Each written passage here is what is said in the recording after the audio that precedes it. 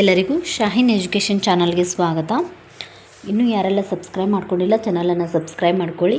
ಮತ್ತು ಯಾರೆಲ್ಲ ನಿಮ್ಮ ಫ್ರೆಂಡ್ಸ್ TET GPS TR HSTRಗೆ ಸ್ಟಡಿ ಮಾಡ್ತಾ ಇದ್ದಾರಲ್ಲ ಅವ್ರಿಗೆಲ್ಲ ಶೇರ್ ಮಾಡಿ ಮತ್ತು ವಿಡಿಯೋನ ಲೈಕ್ ಮಾಡೋದನ್ನು ಮರಿಬೇಡಿ. ಬನ್ನಿ ಈ ದಿನ ಈ ವಿಡಿಯೋದಲ್ಲಿ ನಾವು TET GPS TR HSTRಗೆ ಯಾವ ರೀತಿ ಓದಬೇಕು ಮತ್ತು ಯಾವ ಸಬ್ಜೆಕ್ಟ್ಗೆ ಎಷ್ಟು ಸಮಯವನ್ನು ಕೊಡಬೇಕು ಒಂದು ದಿನದಲ್ಲಿ ಅನ್ನೋದನ್ನು ಒಂದು ಟೈಮ್ ಟೇಬಲ್ ಮೂಲಕ ನೋಡೋಣ. ಟೈಮ್ ಟೇಬಲ್ ನೋಡೋಕ್ಕಿಂತ ಮುಂಚೆ ಒಂದು ನುಡಿಮುತ್ತನ್ನು ನೋಡೋಣ. ಒಳ್ಳೆಯ ನಿರ್ಧಾರ ನಿನ್ನನ್ನು ಅರ್ಧ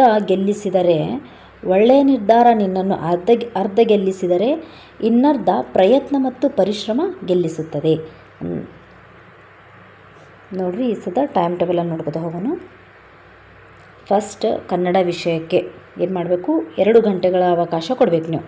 ಕನ್ನಡ ವಿಷಯ ಅಂದ್ರೆ ಕನ್ನಡ ಗ್ರಾಮರ್ ಬಂತು. TETಯಲ್ಲೂ ಕನ್ನಡ ಬರುತ್ತೆ ಮತ್ತು GPS TRಲ್ಲೂ ಕನ್ನಡ 30 ಮಾರ್ಕ್ಸಿಗೆ ಬರುತ್ತೆ. ಅದಕ್ಕೆ ಕನ್ನಡ ವಿಷಯಕ್ಕೆ ಏನು ಮಾಡಬೇಕು, ನೀವು ಒಂದು ದಿನದಲ್ಲಿ 2 ಗಂಟೆಗಳ ಅವಕಾಶವನ್ನು ಕನ್ನಡ ವಿಷಯಕ್ಕೆ ಕೊಡಬೇಕು. ಕನ್ನಡ ವಿಷಯನ 2 ಗಂಟೆಗಳನ್ನಾಗಿ ಹ್ಯಾಂಗೆ ವಿಭಾಗ ಮಾಡಬೇಕಂದ್ರೆ 1 ಗಂಟೆ ಓದಬೇಕು. ಕನ್ನಡ ವಿಷಯಕ್ಕೆ ಸಂಬಂಧಪಟ್ಟಂಗೆ ಗ್ರಾಮರ್ ಆಯಿತು, ಗ್ರಾಮರ್ ಮತ್ತು ಕೃತಿಗಳನ್ನು ಯಾರು ಬರೆದಿದ್ದಾರೆ, ಕವಿಗಳ ಹೆಸರು ಇವೆಲ್ಲ ಒಂದು ಕಡೆ ಪಟ್ಟಿ ಮಾಡಿಕೊಂಡು ಚೆನ್ನಾಗಿ ಓದ್ರಿ. ಮತ್ತು ಏನು ಮಾಡಿರಿ, ಒಂದು ಸಲ ಕ್ವಶನ್ ಪೇಪರ್ ತೊಗೊಳ್ಳೋ ಮೂಲಕ, ಕ್ವಶನ್ ಪೇಪರ್ ಬಿಡಿಸೋ ಮೂಲಕ ಕನ್ನಡ ವಿಷಯವನ್ನು ಏನು ಮಾಡಿರಿ, ರಿವಿಷನ್ ಮಾಡಿರಿ 1 ತಾಸು. ಅಂದರೆ ಅದು 1 ಗಂಟೆ, ಇದೊಂದು ಗಂಟೆ. ಕನ್ನಡ ವಿಷಯಕ್ಕೆ ಒಂದು ದಿನದಲ್ಲಿ 2 ಗಂಟೆ ಅವಕಾಶವನ್ನು ಕೊಡಬೇಕು. ನೆಕ್ಸ್ಟ್ ವಿಷಯ ಇಂಗ್ಲೀಷ್ ವಿಷಯಕ್ಕೆ ಎಷ್ಟಪ್ಪ ಅಂದ್ರೆ ಅದಕ್ಕೂ 2 ಗಂಟೆಗಳನ್ನು ಕೊಡಬೇಕು.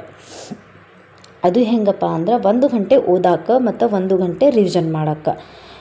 TETಗೆ ಮತ್ತು GPS TRಗೆ ಕನ್ನಡ ಮತ್ತು ಇಂಗ್ಲೀಷ್ 2 ಸಬ್ಜೆಕ್ಟ್ ಇರೋದು ಕಾರಣ ನೀವೇನು ಮಾಡಬೇಕು, ಇಂಗ್ಲೀಷ್ ಗ್ರಾಮರನ್ನು ನೋಡ್ಕೋಬೇಕು. ಮತ್ತು ಪ್ಯಾಸೇಜ್ ಕೊಟ್ಟಿರ್ತಾರೆ ಅದನ್ನು ಯಾವ ರೀತಿ ಬಿಡಿಸಿ ಬರೆಯೋದು, ಅಲ್ಲಿ ಕೇಳಿರುವಂಥ ಕ್ವಶನನ್ನು ಯಾವ ರೀತಿ ಬರಿಬೇಕು ಅನ್ನೋದೊಂದು ಸ್ವಲ್ಪ ನೀವು ಹಳೆಯ ಪ್ರಶ್ನೆ ಪತ್ರಿಕೆಯನ್ನು ತೆಗೆದುಕೊಂಡು ನೀವು ಪ್ರಾಕ್ಟೀಸ್ ಮಾಡಬೇಕು. 1 ಗಂಟೆ ಓದಬೇಕು ಏನೇನು ಇರ್ತದೆಲ್ಲನೂ. ಆಮೇಲೆ ಎಷ್ಟು ಓದಿವಿ ಅಂಥೇಳಿ ಕ್ವಶನ್ ಪೇಪರ್ ಮೂಲಕ ಏನು ಮಾಡೋದು, ಇಂಗ್ಲೀಷ್ ವಿಷಯಕ್ಕೆ ಮತ್ತು ರಿವಿಷನನ್ನು ಮಾಡೋದು. ನೆಕ್ಸ್ಟ್ ವಿಷಯ ಸೈಕಾಲಜಿ ವಿಷಯಕ್ಕೆ ಮತ್ತೆ 2 ಗಂಟೆ ಕೊಡಬೇಕು. ಯಾಕಪ್ಪ ಅಂದರೆ TETಯಲ್ಲಿನೂ ಪ್ರಶ್ನೆ ಬರ್ತಾವೆ ಮತ್ತು CETಯಲ್ಲಿನೂ ಬರುತ್ತೆ. CET ಅಂದರೆ GPS TRಲ್ಲಂತೂ ಸೈಕಾಲಜಿ ಅತಿ ಚೆನ್ನಾಗಿ ಓದಿರ್ಬೇಕು ನೀವು. ಯಾಕಪ್ಪ ಅಂದ್ರೆ 60 ಮಾರ್ಕ್ಸಿಗೆ ಸೈಕಾಲಜಿ ಕ್ವಶನ್ಸ್ ಇರ್ತಾವೆ.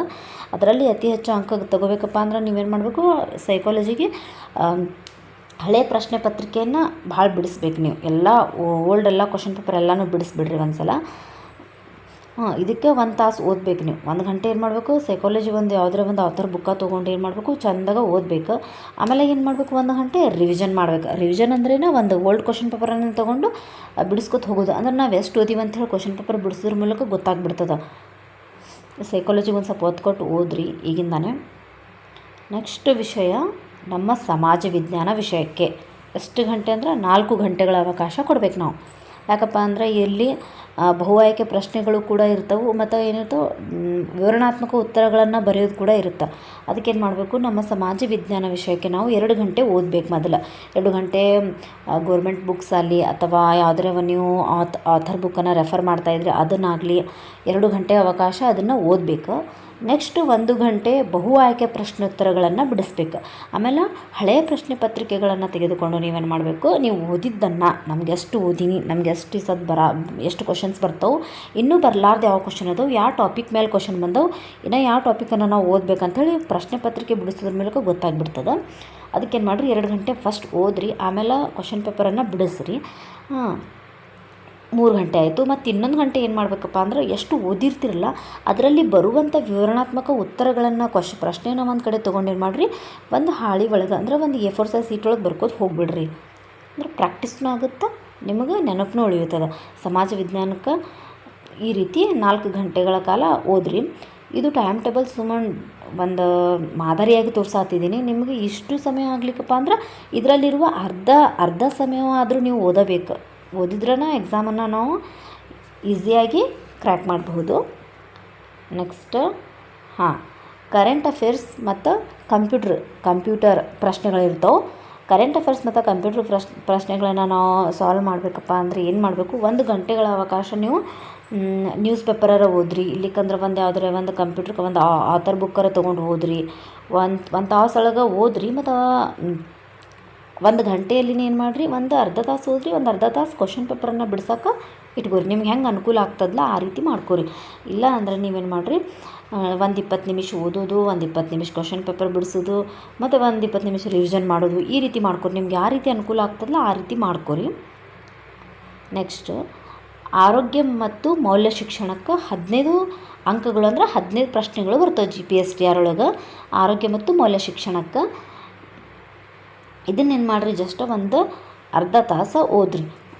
ಅರ್ಧ ತಾಸು ಓದ್ರಪ್ಪ ಅಂದ್ರೆ ಮತ್ತು ಇನ್ನೊಂದು ಅರ್ಧ ತಾಸು ಟೈಮ್ ಸಿಕ್ಕರೆ ಒಂದು ಸಲ ಕ್ವಶನ್ ಪೇಪರನ್ನು ಏನು ಮಾಡಿರಿ, ರಿವಿಷನ್ ಮಾಡಿರಿ. ಅಂದರೆ ಕ್ವಶನ್ ಪೇಪರನ್ನು ಬಿಡಿಸ್ರಿ ಆರೋಗ್ಯ ಮತ್ತು ಮೌಲ್ಯ ಶಿಕ್ಷಣಕ್ಕೆ. ಮತ್ತು ನೆಕ್ಸ್ಟ್ ಮೆಂಟಲ್ ಎಬಿಲಿಟಿ. ಇದೇನಪ್ಪ ಅಂದರೆ GPSTRಲ್ಲಿ 7 ಅಥವಾ 8 ಅಂಕದ ಪ್ರಶ್ನೆಗಳು ಬರ್ತಾವೆ GPSTRಲ್ಲಿ. ಅದಕ್ಕೆ ಏನು ಮಾಡಬೇಕು, ಒಂದು ಸ್ವಲ್ಪ ಇದಕ್ಕೆ ಪ್ರಾಕ್ಟೀಸ್ ಮಾಡ್ಬೇಕು. ಓಲ್ಡ್ ಕ್ವಶನ್ ಪೇಪರ್ ತೊಗೊಂಡು ನೀವು ಒಂದು ಕಚ್ಚಾ ಬುಕ್ ಒಳಗೆ ಏನು ಮಾಡ್ಬೇಕು, ಬಿಡಿಸ್ಕೊತ ಹೋಗ್ಬೇಕು. ಈ ರೀತಿ ಬಿಡಿಸೋದ್ರಿಂದ ಮೆಂಟಲ್ ಎಬಿಲಿಟಿ ಪರ್ಫೆಕ್ಟ್ ಆಗ್ತೀರಿ. ಸರಳಾಗಿ ಏನು ಮಾಡ್ತೀರಿ, 6, 7 ಅಥವಾ 8 ಅಂಕಗಳನ್ನು ಈಸಿಯಾಗಿ ನಮಗೆ ಬಂದುಬಿಡ್ತಾವೆ. ಈ ರೀತಿ ಒಂದು ಟೈಮ್ ಟೇಬಲನ್ನು ನಾನು ಈ ರೀತಿ ರೆಡಿ ಮಾಡಿದ್ದೀನಿ. ನಿಮ್ಗೆ ಯೂಸ್ ಆದರೆ ನಿಮ್ಮ ಅಭ್ಯಾಸದಲ್ಲಿ ಅಳವಡಿಕೆ ಮಾಡ್ಕೊಳ್ಳಿ. ಇಲ್ಲ ಅಂದರೆ ನಿಮ್ಮ ಸ್ವಂತ ಟೈಮ್ ಟೇಬಲನ್ನು ಕೂಡ ನೀವು ರೆಡಿ ಮಾಡ್ಕೋಬಹುದು. ಇಷ್ಟು ಗಂಟೆಗಳ ಅವಕಾಶ, ಇದರಲ್ಲಿ ಅರ್ಧ ಸಮಯವಾದರೂ ನೀವು ಅಭ್ಯಾಸಕ್ಕೆ ಕೊಡೋಕ್ಕೆ ಪ್ರಯತ್ನ ಪಡ್ರಿ. ಮತ್ತು ಇನ್ನೂ ಯಾರೆಲ್ಲ ಸಬ್ಸ್ಕ್ರೈಬ್ ಮಾಡ್ಕೊಂಡಿಲ್ಲ ಚಾನಲನ್ನು ಸಬ್ಸ್ಕ್ರೈಬ್ ಮಾಡ್ಕೊಳ್ಳಿ. ಎಲ್ಲರಿಗೂ ಒಳ್ಳೆಯದಾಗಲಿ. ಆಲ್ ದ ಬೆಸ್ಟ್ ಮತ್ತು ಥ್ಯಾಂಕ್ ಯು.